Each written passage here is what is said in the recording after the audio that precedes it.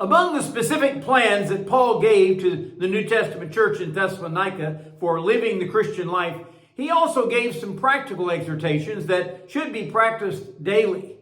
Good morning, I'm Pastor Ernie Lewis of the Blue Point Church in Sisney, Illinois, with your thoughts for Friday.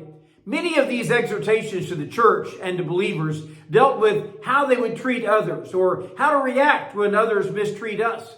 But now he turns to deal with an individual's personal attitude, which affects his demeanor and his actions toward others also. He says in 1 Thessalonians chapter 5 and verse 16, rejoice always. And this does not mean always be happy. Joy is a state of mind or a state of bliss, someone says, that dwells in a person's heart. This is not a feeling that is affected by circumstances around us each day.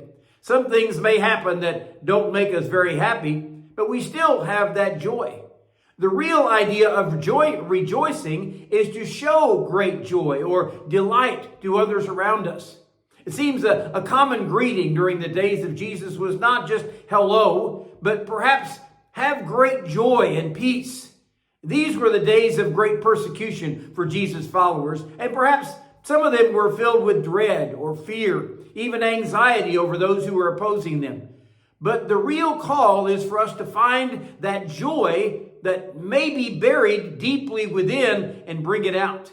The word rejoice is actually a verb. It calls for us to feel or recall or even show that great joy that is dwelling within our hearts each day. I was reading this morning from 2 Samuel chapter 6, where the Bible says David danced before the Lord with all his might. He was rejoicing openly for others to see and to experience with him. You know, we have so much to rejoice about that we often miss it. It gets buried beneath our weary and our fear, pending doom, and those things that rob us of our joy. We should rejoice that our Creator cares about us dearly. Psalm 103 says, as a father pities his children, so the Lord pities those who fear him. We should rejoice that even when we're suffering or struggling, God knows all about it. Jesus said, if God can clothe the lilies of the field and feed the birds of the air, he can certainly take care of every need that you have. We should rejoice that God's Son, Jesus Christ, came to this earth to live among men so that he could die on the cross to pay for every sin that man commits.